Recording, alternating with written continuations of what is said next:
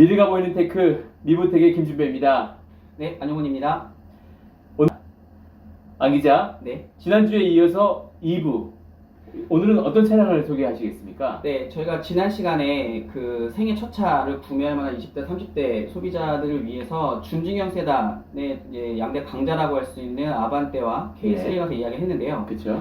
오늘은 이제 그 준중형 세단의 어떻게 경쟁 상대라고 할 수 있을까요? 그 소형 SUV에 대해서 이야기를 소형 SUV. 네, 좀 첫 나눠보려고 차로 준비했습니다. SUV를 타고 싶은 분들한테 꼭 들어야 될 내용이겠네요. 네, 그리고 실제로 자동차 회사들이 어떤 그 젊은 소비층 공략을 위해서 최근에 이런 소형 SUV의 라인업을 좀 강화하는 그런 경향이 있고, 예. 사실 예전에 SUV라고 한다면은 세단보다는 훨씬 비싼 가격, 큰 덩치, 뭐 유지비 이런 것들 때문에 그렇죠. 사실은 좀 차를 좋아하는, 그리고 또 좀 경제력이 있는, 구매력이 있는 사람들이 아니라면 조금 구매하기 어려웠는데 예. 최근엔 또 SUV 인기 높아지다 보니까 그렇죠. 또 자동차 회사들도 돈 열심히 벌어야 되지 않겠습니까? 그렇죠. 예. 그러니까 이런 단가적으로 그렇죠. 네. 아무래도 가격이 올라가면 마진이 커지니까요. 네네. 그래서 이제 그런 큰 제품들은 또 큰 데로 많이 팔리고, 또 이제 이런 생애 첫차, 그러니까 젊은 소비자들을 위한 이런 2천만 원대의 SUV들도 많이 포진을 해 있습니다. 실제로 저도 세단하고 SUV를 다 몰아봤는데 네. 아무래도 SUV가 사체가 높으니까는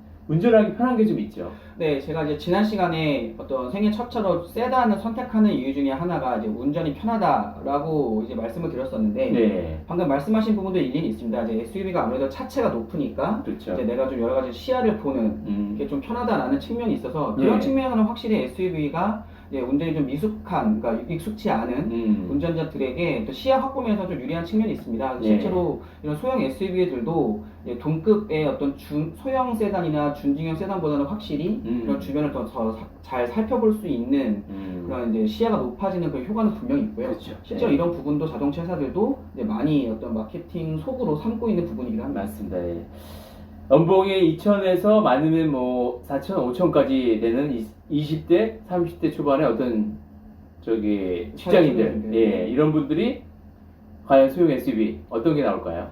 이 부분이 상당히 저도 재미있는데, 이제 국산차만 하더라도 상당히 많은 차들이 포진해 있습니다. 그러니까 현재 국내 5개 완성차 회사들 모두 소형 SUV 라인업을 갖추고 있고요. 심지어 이제 뭐 현대차나 기아차 같은 경우는 이제 소형 SUV를 2종씩 라인업을 이제 세분화할 정도로 상당히 좀 격전지입니다.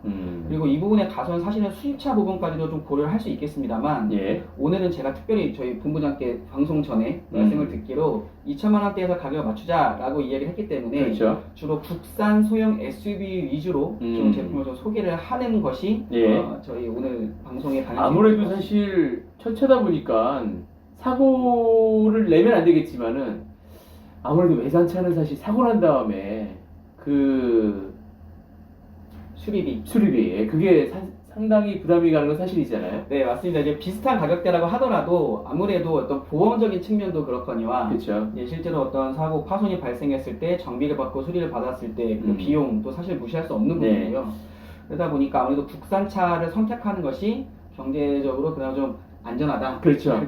아무래도 뭐 운전에 자신 있다면은 뭐 그리고 여유가 있다면은 뭐 그렇게 따지면 사실 뭐 한도가 없으니까 저희는 일반 직장인들이 좀 부담이 크지 않으면서 첫 차를 구매하고자 할 때 이제 시작하시죠. 어떤 차를 과연 추천할까요? 네, 이 부분이 또 상당히 또 관전 포인트가 뭐냐면 지난 시간과 마찬가지로 갓 나온 따끈따끈한 신차도 있고 신차도 있고 그리고 이제 좀 나온 지 시간이 그래도 한 2년, 3년 지나서 좀 제품적으로 성숙이 된 그런 차들도 많이 포진을 해 있습니다. 그렇죠. 그래서 이제 첫 번째로 말씀드리고 싶은 차가 요새 이제 우리나라에서 소형 SUV의 열풍을 끌어낸 주력이라고 할 수 있는 쌍용차의 티볼리가 되겠습니다. 티볼리 같은 경우는 이미 이제 어떻게 보면은 이제 쌍용차가 많이 힘들었던 시기에 그 판매 대수를 확 늘려서 좀 회사의 숨통을 트이게 해줬던 효자 상품이기도 하고요. 사실 티볼리 이전에도 소형 SUV라고 말할 차들은 몇 종이 있었습니다만 흥행에 그렇게 크게 성공하지 못했습니다. 그 이후에 나온 거는. 근데 이제 티볼리라는 차가 이제 2014년, 2015년 이제 등장을 하면서 좀 이제 소형 SUV를 이제 일반 소비자들이 이 정도의 크기 SUV도 있구나 라는 어떤 선택지를 이제 제공을 해주면서 폭발적으로 판매가 늘었고 그리고 국내의 다른 경쟁사들도 소형 SUV를 이제 투입하게 될 수 있는 어떻게 보면은 계기가 된 그런 기념비적인 차라고 할 수 있겠습니다. 티볼리 다음으로는 또 어떤 차가 있을까요? 네, 이제 티볼리가 나오면서 이제 현대차, 기아차에서도 좀 경쟁력 있는 어떤 소형 SUV가 많이 출시가 됐는데요. 예. 그래서 이제 지금 보면은 이제 소형 SUV 시장에서 가장 인기를 끌고 있는 두 개의 차라고 한다면 아무래도 현대차의 코나와 그리고 기아차의 셀토스가 될 것입니다. 셀토스. 네. 아, 죄송한데 셀토스는 제가 좀 생소하네요. 아, 네. 그래서 이제 이 두 차 같은 경우는 이제 마찬가지로 예. 이제 국내에서 소형 SUV 시장이 좀 활발하게 전개가 되면서 여러 가지 어떤 상품성을 쭉 많이 갖추어서 이제 내놓았던 소형 SUV가 되겠고요. 예. 지금 출시된 지가 시간이 꽤 지났음에도 불구하고 이제 판매 부분에서도 많은 이제 상당한 비중을 차지하고 있는 데다가 이게 셀토스도 코나급으로 팔렸나요? 네네. 뭐 판매 대수는 사실은 그 이제 출시된 시점에 따라서 조금씩 차이가 나긴 합니다만 이제 코나도 그렇고 셀토스도 그렇고 현대차와 기아차가 각각 적지 않은 포지션을 차지할 정도로 어떻게 보면 이제 크기는 작은 소형 SUV입니다만 판매 볼륨은 결코 작지 않은 차가 되겠습니다. 그렇구나. 예. 티볼리, 코나, 셀토스. 네. 이거 말고 또 있나요? 그리고 이제 지금 이제 한국 GM에서 이제 판매하는 쉐보레 같은 경우도 이제 트레일블레이저라고 하는 이제 걸출한 소형 SUV 신차가 올해 초에 출시가 됐고요. 이제 르노 삼성 자동차 같은 경우도 특이하게 이제 비슷한 시기에 이제 소형 크로스오버, 그러니까 SUV와 세단의 중간 형태가 되는 XM3라는 차가 나왔고 SM3. XM입니다. XM. 네, 맞아요. XM3입니다. 예. 그리고 이제 사실은 이제 쌍용차 티볼리와 함께 또 소형 SUV의 열풍을 이끌었던 르노 삼성차의 QM3라는 차가 있었는데 그쵸, 이 차가 올해 이제 원래 죄송합니다. 유럽 시장에서 판매가 되고 있는 원래 이름 캡처라는 이름으로 다시 한국 시장에 복귀를 했습니다. 그래서 지금 제가 말씀드린 차 종류에도 벌써 5손가락을 넘어갈 정도 상당히 많아요. 티볼리, 코나, 셀토스, 쉐보레 트레이블레이저, 그 다음에 XM3, 캡처, QM3의 이제 그 명칭 변경, 캡처, 그 장단점을 좀 설명을 해주셔야지 이렇게 나열만 하면 안 될 것 같은데. 그렇죠. 어떤 특장점하고 단점?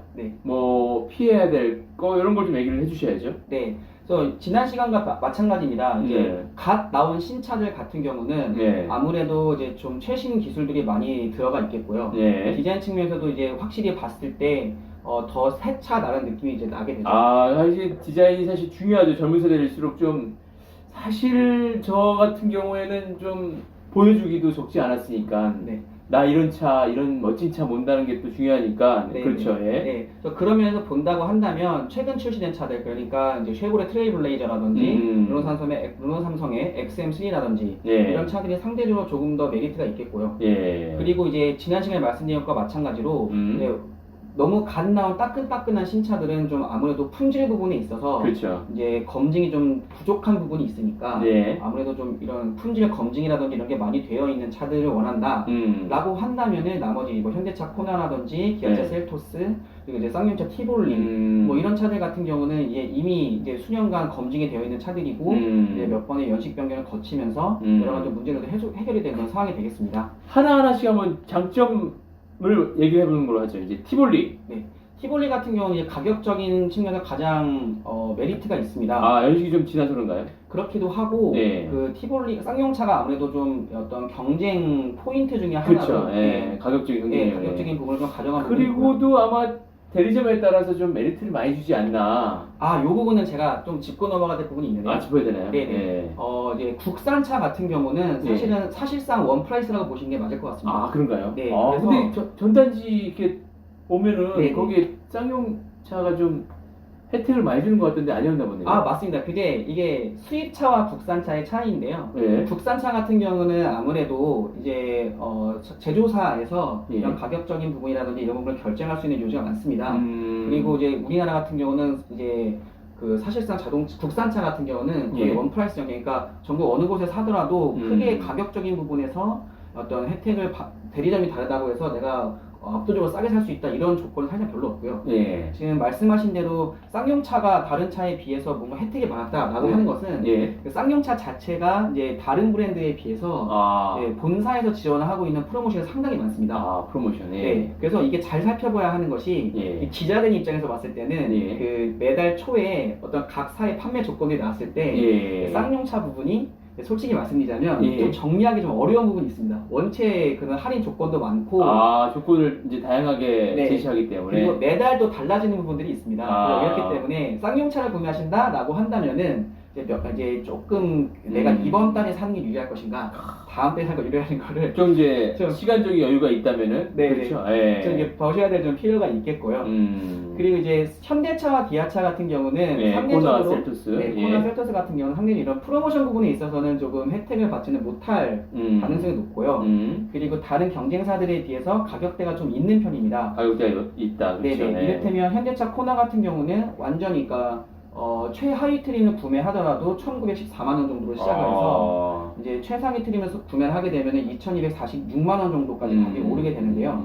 여기 이제 여러 가지 이제 추가적인 옵션들, 뭐 썬루프라든지 뭐 에이다스를 추가한다라고 한다면은 가격이 뭐 2,400만 원, 500만 원대까지도 가게 되니까 이렇게 되면은 사실은 저희가 2천만 원대 차를 이야기하고 있는데 2,500만 원, 600만 원, 700만 원까지 가면은 조금 부담이 될 수밖에 없는 그런 차 가격이 좀 되겠고요.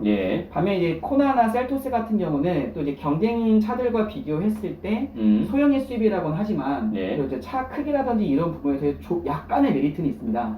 근데 이게 이제 저희가 기사를 쓸 때도 이제 이를테면은 그 몇 미리, 몇십 미리 단위의 크기 차이다 라고 했을 때 이게 과연 소비자가 실제 체감할 수 있을 것인가에 대해서 조금 의문점이 있습니다만 아무래도 이제 내 차를 구매한다고 해서 정말도 꼼꼼하게 살펴보고 실제로 내가 앉아보고 경험을 했을 때 그런 차가 유의미하다라고 느껴지신다고 한다면 현대차, 기아차의 소형 SUV를 선택하시는 게 아무래도 맞겠죠.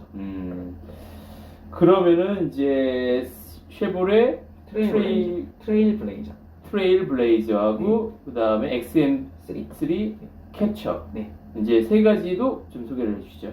사실 르노 캡처 같은 경우는 상당히 좀 복잡한 차입니다. 왜냐하면 이 르노 삼성 QM3에서 르노 캡처라고 이제 이름이 바뀌면서 사실 이제 세대도 바뀌었습니다. 그런데 이제 디자인 부분에 있어서는 사실 크게 차이는 없습니다. 차이는 없고. 이제 실내의 어떤 상품 구성이나 이런 부분에는 그래도 좀 개선점이 보이긴 하는데요. 이 캡처의 어떻게 보면 치명적인 단점이랄까요? 단점이 있어요. 이것이 그러니까 르노 삼성에서 판매하고 있지만 엄밀히 이야기하자면 수입차입니다. 스페인에서 만들어서 한국에 가져오기 때문에 다른 차들에 비해서 가격대가 조금 나갑니다. 가격대가 올라간다. 이를테면 최상위 트림을 선택을 한다고 한다면 르노 캡처 같은 경우는 2,700만 원을 넘어갑니다. 이렇게 된다고 하면은 사실은 저희가 이야기하고 있는 그 사회 초년생들이 구매를 한다라고 했을 때는 부담이 크겠네. 2,700만 원 조금 사실은 좀 준비 많이 하셔야 될 것 같고요. 또 이게 또 사실 또 장점으로 돌아가기도 하는데 국산 자동차 회사가 가지고 오는 수입차라고 한다면 이 가격대가 이를테면 비슷한 크기의 다른 수입차와 비교를 한다고 하면 또 상대적으로 또 가격적인 메리트가 있습니다. 그리고 또 한 가지 이제 저희가 이야기하고 있는 것 중에서 사회 초년생이 구매할 때 어떤 정비 가격이라든지 정비 용이성을 생각한다고 한다면 르노 삼성 같은 경우는 이제 압도적으로 어떤 수입차 브랜드보다도 많은 정비 네트워크를 가지고 있기 때문에 어떤 차가 고장이 났거나 사고가 났을 때 어떤 수입차를 구매했음에도 불구하고 하긴 중요하죠. 이것도 사실 안정적이고 상대적으로 저렴한 가격으로 메인터넌스를 볼 수 있다는 것도 어떻게 보면 뒤집어 생각하는 장점이 될 수 있습니다. 쉐보레하고 XM3도 간단히 얘기해 주시면 쉐보레 트레일블레이저와 이제 르노 삼성 XM3 같은 경우는 두 차 모두 소형 SUV임에도 불구하고 상당히 다운사이징 엔진을 장착했습니다. 그러니까 저희가 지금 앞서 이야기했던 차들은 뭐 1.6L 가솔린 엔진이 메인이 돼서 그 이제 내외에서 이제 파워트레인이 조정이 되는데 이제 쉐보레 트레일블레이저 같은 경우는 이제 거의 1.3L 이제 XM3도 마찬가지입니다만 굉장히 작은 1.35L 이런 식의 이게 엔진이 작다는 게 어떤 의미죠? 다운사이징이라는 말을 이제 요새는 많이 쓰시는데 배기량을 줄이면서 대신에 터보 기능이라든지 여러 가지 기능들을 추가를 해서 기름은 적게 쓰면서 성능은 비슷하게 유지를 하는 연비가 좋은 거네요. 그렇죠. 그래서 이제 또 그러니까 연료 효율이 마냥 좋다고만 해서 차가 또 매력적이진 않은 것이 아니죠. 밟았을 때 또 답답하거나 이러면은 특히나 젊은 소비자들 입장에서는 좀 그 매력이 떨어질 수가 있기 때문에 이런 부분도 꽤나 많이 극복을 한 그런 차들이 바로 이제 쉐보레 트레일블레이저와 르노 삼성의 XM3가 되겠습니다. 오케이. 오늘은 20, 30대 직장이 탈만한 SUV, 그렇죠? 소형 SUV에 대해서 차량 6종에 대해서 얘기를 나눠봤습니다. 오늘 방송 여기까지 마치겠습니다. 감사합니다.